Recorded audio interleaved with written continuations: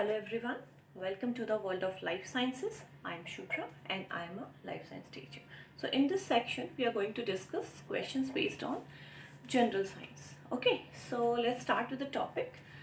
And before we start questions, let me explain some basics related to chapter light. So it will be easier for you to understand all the questions that we will discuss later. Okay, so let's start and I hope this board is clear to you all. It is visible? Okay. So let's start. हम light discuss कर रहे हैं तो सबसे पहले आपको ये मालूम होना चाहिए कि लाइट एग्जैक्टली है क्या. ठीक है. Light shows dual property. Dual दोहरी प्रॉपर्टी शो करता है. दोहरी मतलब wave as well as particles. So what do I mean with this. मैं आपको ये समझाना चाह रही हूँ कि जब भी आप लाइट पढ़ेंगे, light chapter, whether you are starting the detail chapter of light और you are trying to solve some basic questions related to light, आपको ये जानने को मिलेगा कि लाइट दो तरीके की प्रॉपर्टी शो करता है. वन इज वेव, मीन्स ये वेव तरंगों की प्रॉपर्टी भी शो करता है एंड पार्टिकल्स की प्रॉपर्टी भी शो करता है. ठीक है. सो पार्टिकल्स की प्रॉपर्टी शो करता है, ये प्रूफ किया था आइंस्टाइन ने. उन्होंने फोटो इलेक्ट्रिक इफेक्ट के थ्रू ये बताया कि लाइट में कुछ फोटोन, यू कैन से या फोटॉन्स हम कह सकते हैं, पैकेट्स होते हैं, एनर्जी पैकेट्स उन्होंने बोला. सो हियर इसका बहुत ज़्यादा आपको नहीं जानना है, बट आपको मालूम होना चाहिए कि ड्यूअल प्रॉपर्टी शो करती है light. One is a wave and another is a particles. ठीक है.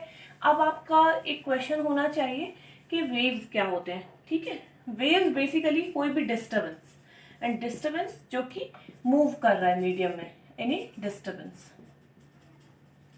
आई होप आप समझने की कोशिश करेंगे, because I am trying to make all these things clear in a very simpler language. Okay. So any disturbance. अब disturbance waves किस किस तरीके की हो सकती है. मेनली टू टाइप्स की ही होती है, ट्रांसवर्स एंड लॉन्गिट्यूडिनल. सी, मैंने आपको बोला wave is a kind of disturbance.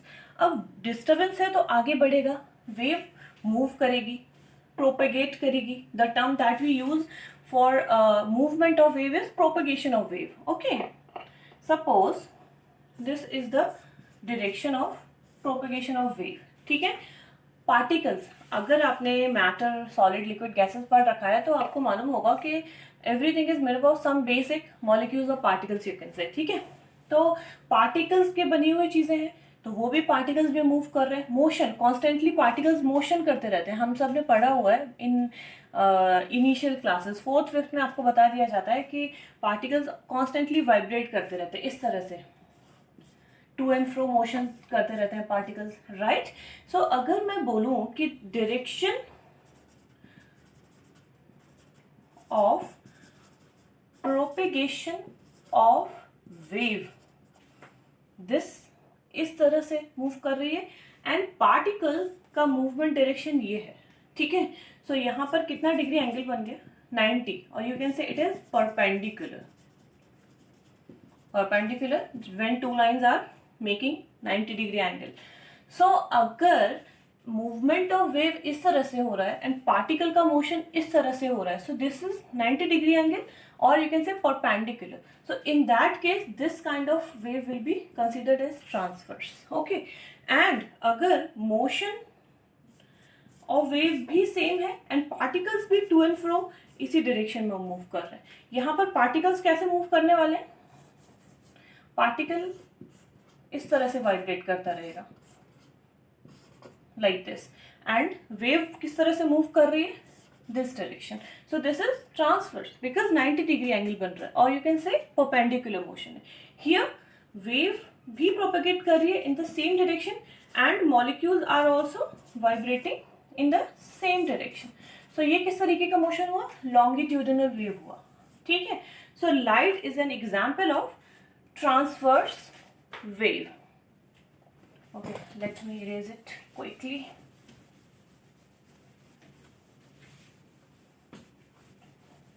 So क्योंकि हम लाइट पढ़ रहे हैं तो I just wanted you to know कि light is transverse wave.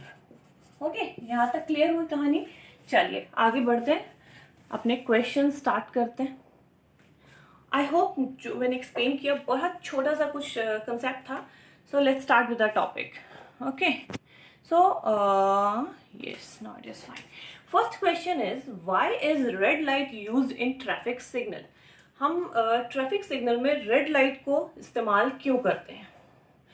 Questions के ऑप्शन देख लेते हैं quickly. Looks beautiful, high intensity, low refraction and least scattering. See, अगर आप साइंस स्टूडेंट नहीं हैं तो आपको next 3 options intensity, refraction and scattering थोड़ा सा परेशान करेंगे। सो ये अगेन मैं आपको कुछ समझाना चाहती हूँ। Okay, let me enlarge it again. Okay, see, इसका आंसर है स्कैटरिंग। बट स्कैटरिंग होता क्या है वो मैं आपको समझाना चाहती हूँ। रेड कलर हाईएस्ट वेवलेंथ होती है, हाईएस्ट वेवलेंथ। ओके, ध्यान रखिएगा। कैसे ध्यान रखना है? VIBGYOR, VIBGYOR, this is the sequence of colours. So इस तरह से इंक्रीजिंग वेवलेंथ ऑर्डर में होते हैं। यहाँ पर highest, highest what? Highest wavelength. So R will be highest wavelength and violet will be lowest wavelength. Okay. So now हम discuss कर रहे हैं स्कैटरिंग। कि आपसे पूछा जाए कि ट्रैफिक लाइट में रेड कलर क्यों इस्तेमाल होता है? Because it shows least scattering. Scattering means बिखरना। And how scattering is related to wavelength? जिस कलर की वेवलेंथ जितना ज्यादा होगी वो उतना ही कम स्कैटर होगा। ओके, अब स्कैटरिंग होती क्यों है? सी, सपोज यहाँ पर कोई, सी अभी मैं रेड कलर लाकर टाइम वेस्ट नहीं कर सकती। सो ये रेड कलर है, जस्ट अज्यूम यहाँ से कुछ वेवलेंथ्स निकल। हमारे एटमॉस्फेयर में सो मेनी पार्टिकल्स आ जाए, गैसेस हैं, मॉलिक्यूल्स हैं, तो पार्टिकल्स हैं। ठीक है, जब भी कोई लाइट रे किसी मॉलिक्यूल से टकराएगी तो वो स्कैटर होगी ना, बिखर जाएगी, because it is a ray, it is a wave. So जब whenever it will collide to any particle, क्या होगा? It will start scattering. अभी आपको ये समझना पड़ेगा कि वेवलेंथ अगर बहुत ज्यादा है तो स्कैटरिंग उतनी ही कम होने वाली है। क्यों? इसका भी रीजन है, बिकॉज साइंस में एवरीथिंग हैज सम रीजन। कुछ भी रटने की जरूरत नहीं होती है। ठीक है, सो एक फॉर्मूला है, v is equal to h nu. This is velocity, this is constant and this is frequency. अब आप बोलेंगे कि मैं बता रही हूँ इन टर्म्स ऑफ वेवलेंथ है, यहाँ मैं फ्रीक्वेंसी लिख रही हूँ।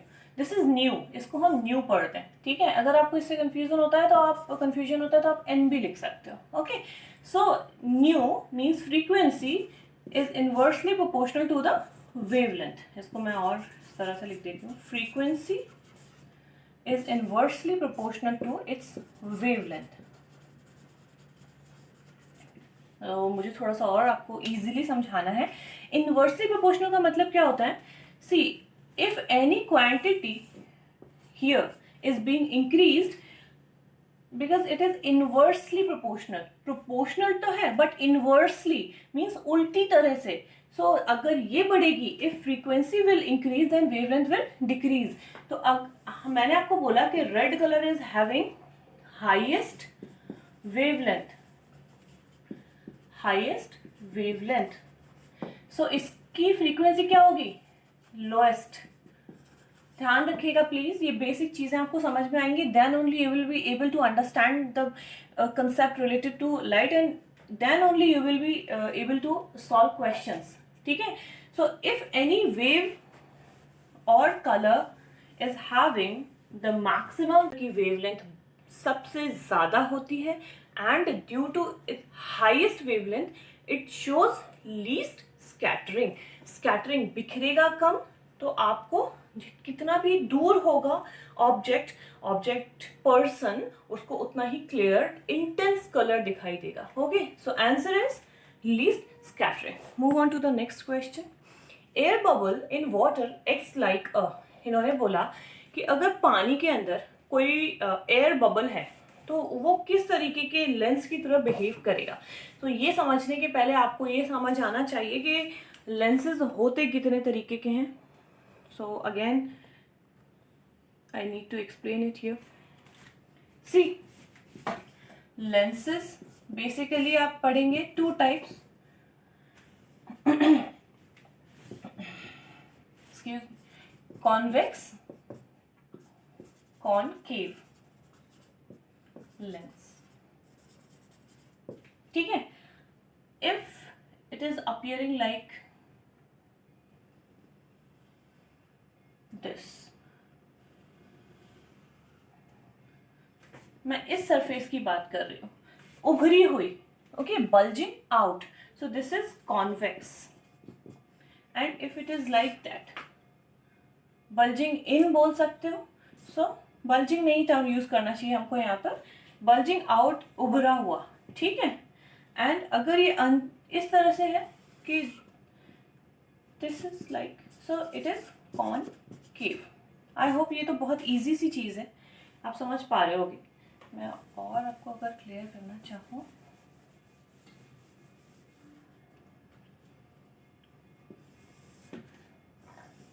Okay, so this surface is concave and this surface is convex. आप एक स्पून को हाथ में लीजिए और उसको सीधा पकड़ कर रखेंगे इस तरह से. तो दिस इज, बिकॉज ये अंदर घुसा हुआ है, so this is concave. And अगर आपने उल्टा पकड़ लिया स्पून को लाइक दिस, तो बल्जिंग सरफेस आ गई, then it is convex. So in this case इन्होंने आपसे पूछा है इन दिस क्वेश्चन कि air bubble in water behaves like, so answer is it behaves like concave lens. क्यों बिहेव करता है वो भी बता देती हूँ. सी, जस्ट इमेजिन ये एक एयर बबल है. ठीक है. यहाँ से लाइट आ रही है, एंटर हुई लाइट, यहाँ पर एयर में थी, देन अगेन वाटर में आई एंड एयर बबल है. सो इसके अंदर भी क्या होगी, एयर होगी. प्लीज फोकस करिएगा. ये आपका कोई कंटेनर है, दिस इज अ कंटेनर. इसके अंदर आपने वाटर फिल किया हुआ है, तो सराउंडिंग में तो एयर होगी ना, हम वैक्यूम में तो नहीं बैठे हुए हैं. सो इट इज एयर, ये वाटर है and again this is air. Refractive index of air is around 1. Refractive index, देखिए कुछ टर्म्स ऐसे होंगे जो आपको शायद मुश्किल करेंगे, but be patient.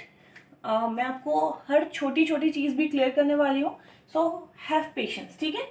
In further lectures मैं आपको कुछ बेसिक कंसेप्ट और भी समझाऊंगी रिलेटेड टू लाइट. वाटर का होता है 1.3 समथिंग, अगेन एयर आ गया. So refractive index is being changed ना. Light is travelling from one medium to other, then from this medium to this. So light का मीडियम कॉन्स्टेंटली चेंज हो रहा है. कोई भी बबल, एयर, एनीथिंग, कोई भी liquid, it what kind of, मतलब which type of lens it is behaving like, ये कैसे डिसाइड होगा. मीन्स लाइट उसमें किस तरह से ट्रेवल कर रही है, राइट. तो इन्होंने क्वेश्चन पूछा कि एयर बबल किस तरह से बिहेव करता है. So I answered it behaves like a concave mirror. Simple सा रीजन ये है कि not mirror, actually it behaves like concave lens. Mirror की बात तो यहाँ आ ही नहीं सकती. मिरर की बात आएगी जब हम पॉलिश करते हैं एक सरफेस को. ठीक है. सो कॉनकेव लेंस की तरह क्यों बिहेव कर रहा है, बिकॉज ये हर पॉइंट पर, at each point it will diverge light. इस तरह से यहाँ भी ये डाइवर्ज करेगा. जिस पॉइंट पर ये एंटर करेगा इट विल डाइवर्ज. डाइवर्ज करना, दूर उसको फैला देना. ओके. मैं इसको और अच्छे से आपको एक्सप्लेन करती हूँ कि what are diverging and converging lenses. किस लेंस को हम डाइवर्जिंग लेंस बोलते हैं एंड किसको कन्वर्जिंग एंड क्यों बोलते हैं. ठीक है. सी, ये एक कॉनकेव लेंस हुआ. This is principal axis. Now light rays are coming like this. Okay. So क्योंकि ये ग्लास है तो लाइट रेज इस तरह से जाएंगी, राइट. एंड यहाँ पर एक फोकस है, तो ये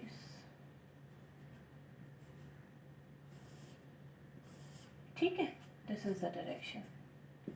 आई होप को समझ आ रहा होगा। सो ये तो वो एक पॉइंट पर आकर यहाँ फोकस हो गए।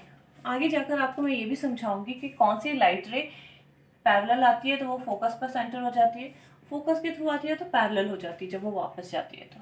ठीक है, ये इस तरह से जाने के बाद जब वापस लौटेगी तो ये किस तरह से वापस आएगी, like this.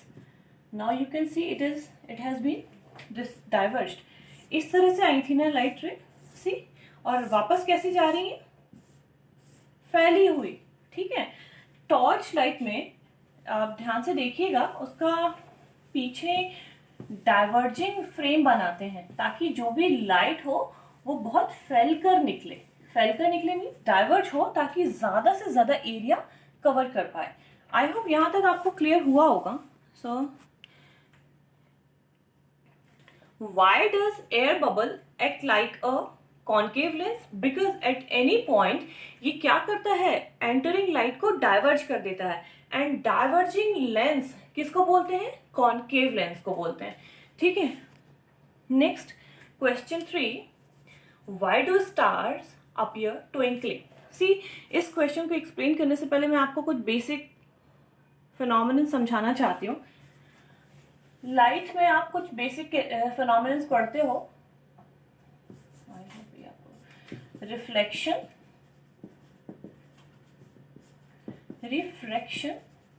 C here, because we are discussing questions only, तो मैं बहुत ज्यादा डिटेल में नहीं जाने वाली। ऑल आई वांट कि आपको क्वेश्चंस आपको एक्सप्लेन कर पाऊँ, ऑल द ऑप्शंस एक्सप्लेन कर पाऊँ ताकि आप रटने पर ना जाओ, because this is not the way to learn science, to understand science. Reflection, refraction and scattering मैंने आपको समझा दिया। ठीक है, सी ये कोई सरफेस है, आप एक पॉलिश्ड वुडन सरफेस मान सकते हो, स्मूथ सरफेस है। ठीक है, एंड ये एक पैरेलल, इसका एंड परपेंडिकुलर मीन्स ये बिल्कुल 90 डिग्री होगा, राइट? ध्यान रखिएगा। ओके, अब एक लाइट रेस पर आकर इस तरह से इंसिडेंट हुई तो हम इसको बोलते हैं इंसिडेंट रे और आई। जब ये इस तरह से आएगी तो ये वापस भी जाएगी, क्योंकि ये ग्लास तो है नहीं कि इसको क्रॉस कर पाए, it has to go back और bounce back. So this is our reflected ray. तो ध्यान रखिएगा, this angle and this angle will always be equal. If it is 45 then it will also be 45। मैंने major नहीं किया, मैं सिर्फ आपको समझने के लिए बता रही हूँ। So this phenomenon is known as reflection, sorry reflection. What? Bouncing back of any incident ray that is impacting any surface. ठीक है, किसी भी सरफेस पर it is incidenting and it is going back, so this is reflection. अगर मैं आपको कहूं कि ये इट इज अ ग्लास, मैंने आपको कहा it is a glass surface. अभी फिर से एक नॉर्मल ड्रॉ कर लेते हैं, दिस इज एंड। सो यहां पर एक लाइट रे आई, गलत आई, इसको ठीक से आना पड़ेगा। ठीक है, दिस इज लाइट रे। अगर ये वुडन सरफेस होती तो ये वापस चली जाती, बट बिकॉज ये ग्लास सरफेस है तो it has to cross that. ये आप ग्लास सरफेस के आर पार देख सकते हो ना, क्यों देख सकते हो? Because light ray is able to cross that surface. It is not opaque, it is transparent. तो ट्रांसपेरेंट क्यों है? किसी भी सरफेस को ट्रांसपेरेंट, ऑब्जेक्ट को ट्रांसपेरेंट कब बोला जाता है? When the light ray is able to cross that, go through that object. So ये जानी इस तरह से चाहिए ना, बिल्कुल सेम डायरेक्शन में जानी चाहिए, बट ऐसा नहीं होता है। ईदर ये इस तरह से बेंट हो जाएगी या इस तरह से। तो डिफरेंस समझ आ रहा है? Originally it should have gone like this, but या तो ये इस तरफ चली गई, हल्का सा बेंट हो गई टुवर्ड्स नॉर्मल, नॉर्मल की तरफ जाके सट गई, या फिर दूर चली गई नॉर्मल से। तरफ सटेगी तो ये ऐसा दिखेगा, एंड अगर दूर आएगी तो इस तरह से। ये क्यों हो रहा है? दिस इज रिफ्रैक्शन, एंड ये इसलिए होता है due to different densities of medium, क्योंकि ये ग्लास चैम्बर है। दिस इज ग्लास चैम्बर, ठीक है, and this is air. Air का मैंने आपको रिफ्रैक्टिव इंडेक्स बताया, it is around 1, and glass का it is around 1 point something होता है, I do not remember exactly, but it is more than that of air. So जब भी density of medium change होगी, so that light ray will be deflected either towards the normal or away the normal. So this phenomenon is known as refraction. Let's come to our question.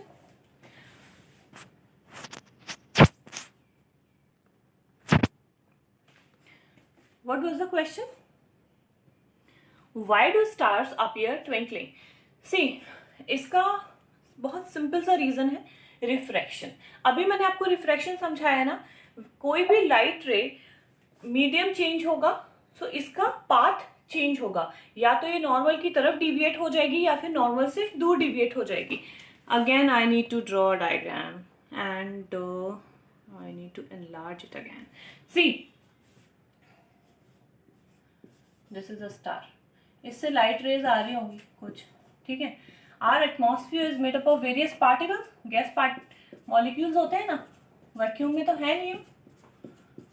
Vacuum में होते तो क्या होता, light दिखती है आपको? सोचिएगा एंड प्लीज मुझे आंसर करिएगा कि अगर हम वैक्यूम में होते, कोई गैसियस एटमॉस्फेयर नहीं होता, तो क्या हम स्टार को देख पाते, स्टार की लाइट? ठीक है, these are the molecules. Molecules of what? Gases. Gases means air भी हो सकती है, कुछ वाटर वेपर्स भी हो सकते हैं. सो जिस तरह से डेंसिटी ऑफ मीडियम चेंज होगी, उस तरह से इस लाइट पार्टिकल में क्या होगा, डिफरेंट डिफरेंट रिफ्रैक्शन होगा. लाइट का पाथ चेंज होता चला जाएगा. सो ट्विंकलिंग एग्जैक्टली होता क्या है? Twinkling is,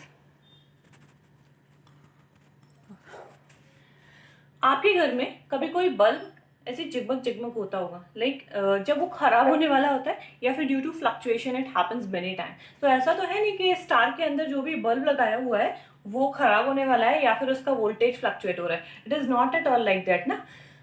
star stably lightened होते हैं, बिल्कुल स्टेबल.